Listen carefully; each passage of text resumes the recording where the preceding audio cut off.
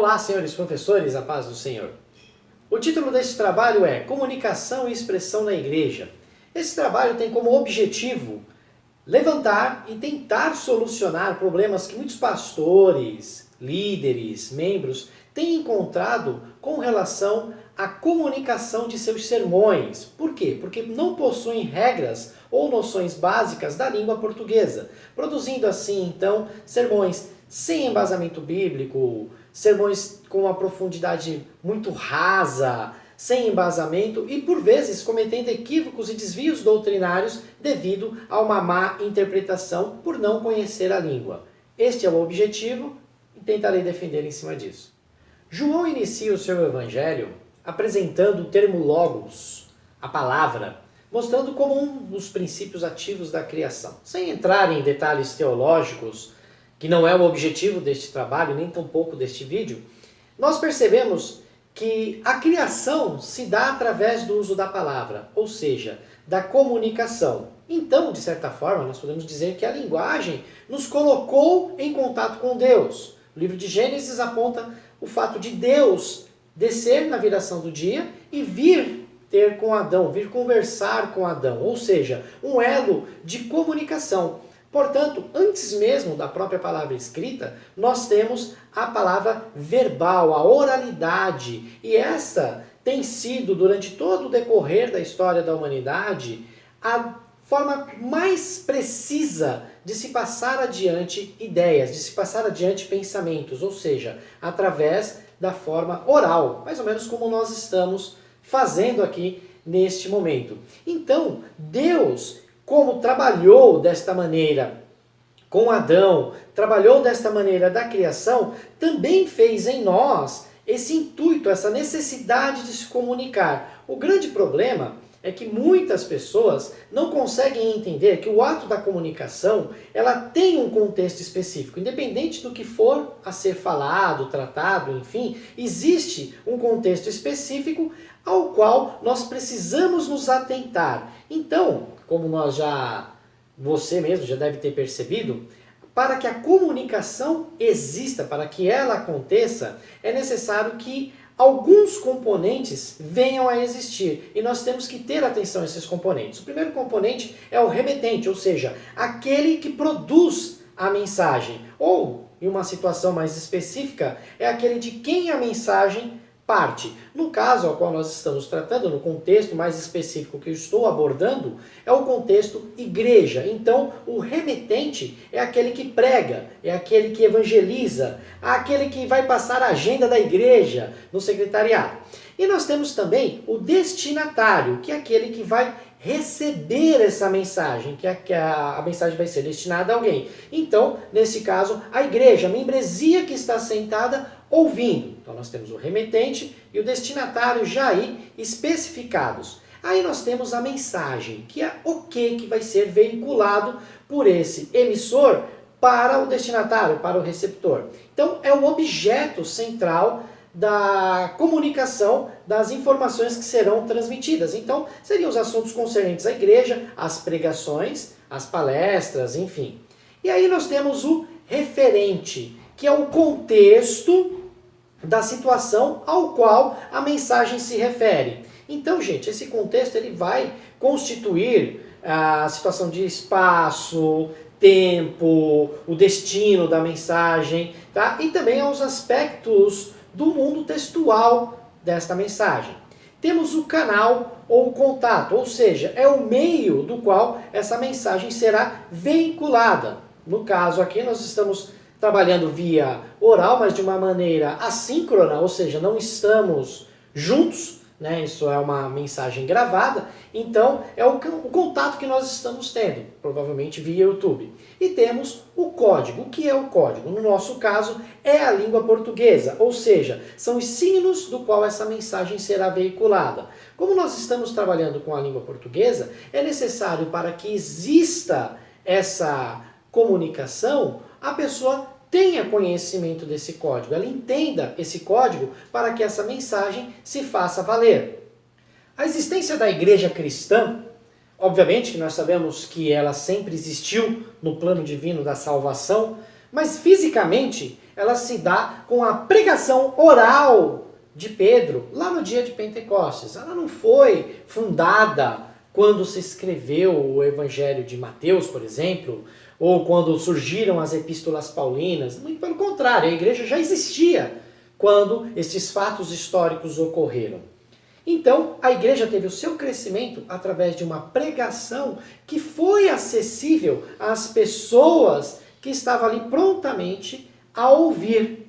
E é interessante até perceber que tudo isso se deu num momento muito interessante da história, que era o momento ao qual nós vimos a paz romana, tinha um livre acesso das pessoas pelo Império Romano, e a língua oficial era o grego. Então, as pessoas conseguiam entender. Hoje, nós temos um sério problema com relação a essa propagação do Evangelho. Primeiro, é o desconhecimento das múltiplas línguas, dos múltiplos códigos que existem por aí afora.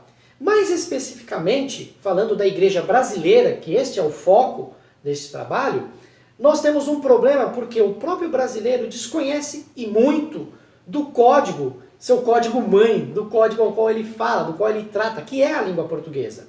Nós temos vários desvios doutrinários, heresias e maus pensamentos propagados por uma simples falha na escolha da palavra, na escolha do léxico, na escolha do signo a ser colocado. Isso causa o quê?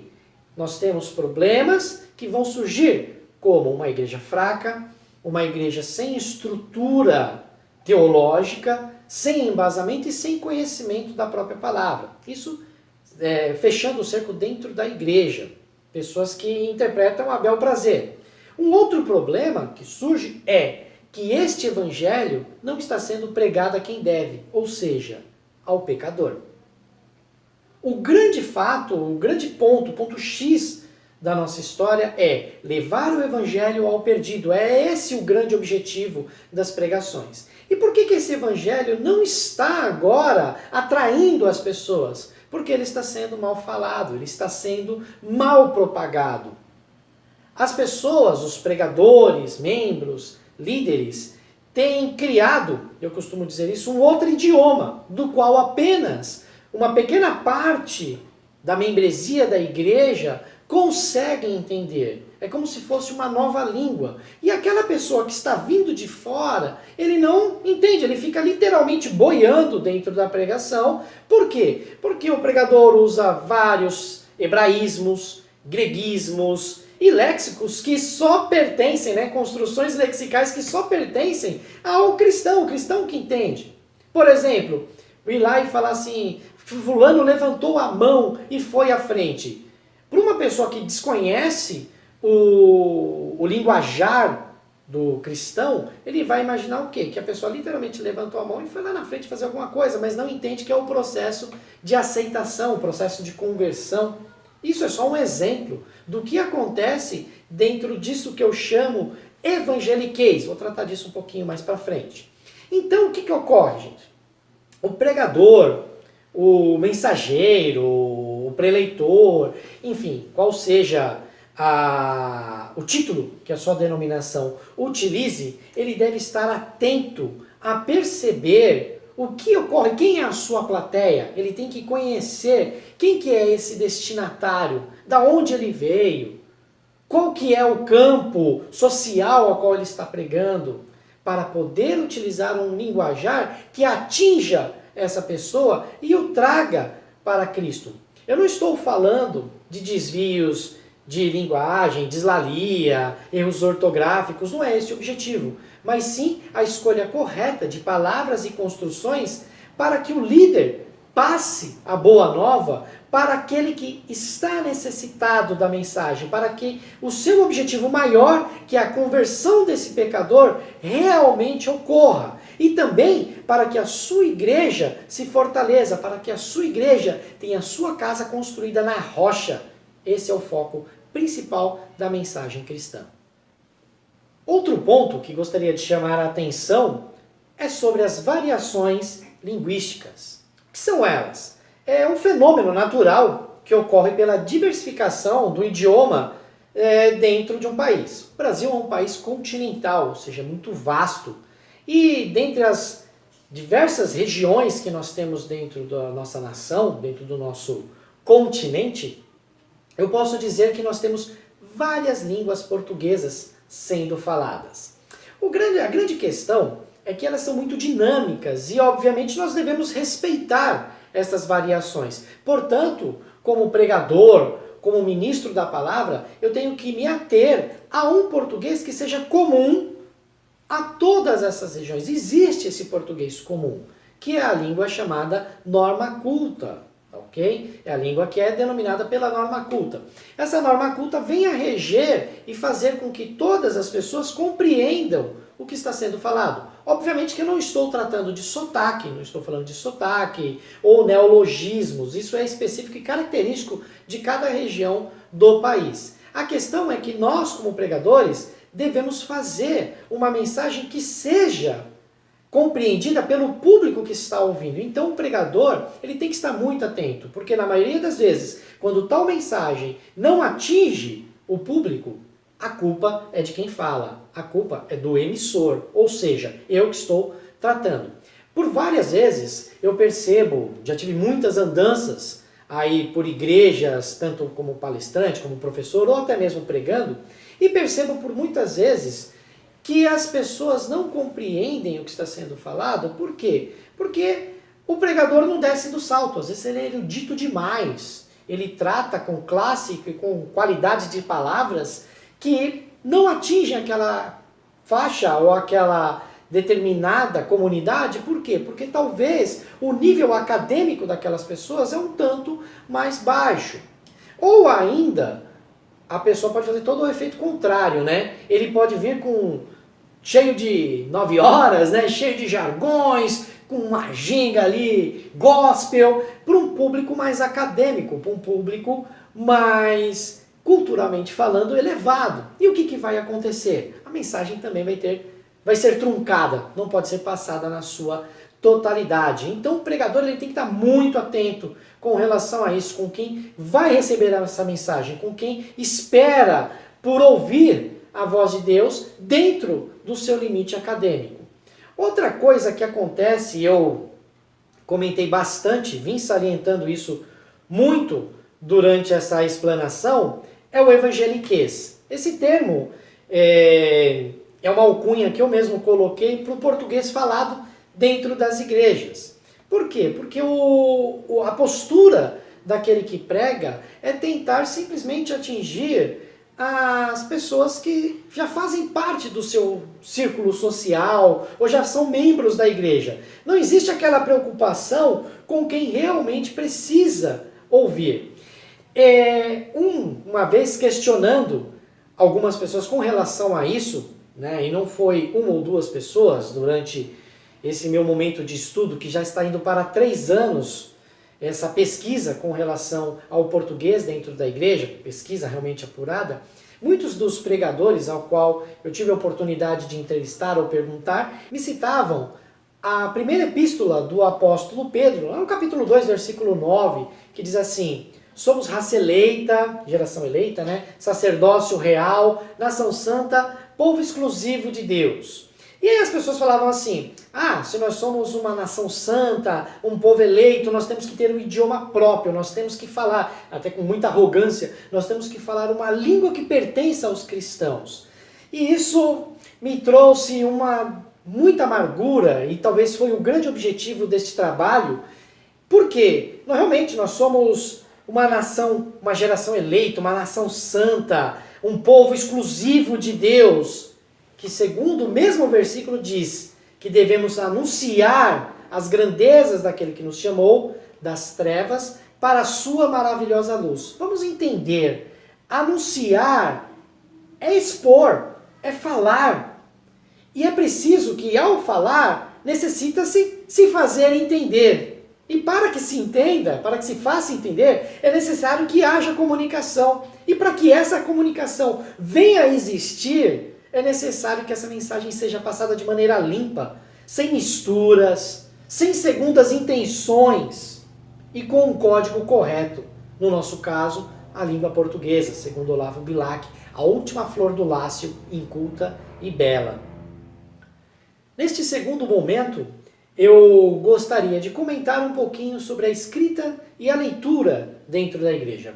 Primeiramente, falando sobre a escrita, eu quero me referir mais especificamente aos e-mails, às malas diretas, folders e, em específico, ao famoso quadro de aviso dentro da igreja. Aquele quadrinho que fica lá no fundo, que poucas pessoas leem, poucas, eu não vou dizer nenhuma, porque eu leio, eu costumo ir até o quadro de avisos e percebo, e tenho percebido durante todos esses anos e durante esse período de pesquisa, uma diversificação enorme de erros de linha ortográfica, de linha sintática, morfológica, semântica, lexical, enfim, que muitas vezes são cometidos por uma simples inocência da pessoa com relação ao código linguístico. Por muitas vezes, quem cuida desse departamento, do quadro de avisos, é uma pessoa ao qual muitos líderes nem preparam, nem procuram saber se essa pessoa tem um conhecimento nível médio da língua portuguesa. E isso é um problema. Por quê? Porque isso pode também afugentar as pessoas de um convívio. Às vezes nós escandalizamos, muitas vezes, por aquilo que falamos e escrevendo. O evangélico, ele já traz consigo essa marca, uma marca muito ruim, que é, muitas pessoas falam e colocam, de que o evangélico não sabe falar, ele não sabe escrever, ele é uma pessoa culturalmente baixa, ou seja, ele não tem um nível acadêmico para poder tratar com as outras pessoas. E faz com que pessoas, talvez um tanto mais esclarecidas, fiquem longe, afugentem essas pessoas dos nossos púlpitos, dos nossos altares, ou até mesmo da nossa própria igreja. Com o passar dos anos, a igreja também foi perdendo um gosto por um outro setor muito interessante, que é o da leitura. Poucos crentes leem. Às vezes ele lê a caixinha de promessa, mas a base de leitura mesmo, de outros livros, de outras áreas do saber, que talvez possam vir a somar na mensagem, deixa de existir. Às vezes as pessoas não leem nem a Bíblia. Ela escuta um podcast, escuta uma pregação no YouTube, ou ainda leem alguma coisa pela internet e fazem disso a sua pregação, o que é muito ruim. A falta da prática da leitura cria também um cristão que não vai conseguir se expressar, não vai conseguir falar, ele não vai conseguir pregar, ele não vai conseguir escrever e automaticamente as almas deixam de vir para Cristo. Concluindo esta pequena divagação sobre este trabalho, eu venho colocar que por muitas vezes eu tenho percebido tais erros, sou professor há mais de 20 anos e optei seguir a Cristo há mais de 30.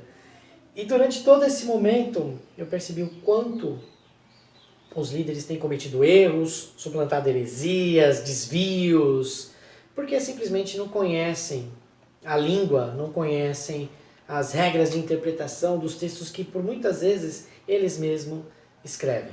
A falta de preparo, eu acredito que se dá muitas vezes por tentar dividir a vida em uma vida espiritual e uma vida secular. E isso acaba por prejudicar o crescimento desse cristão.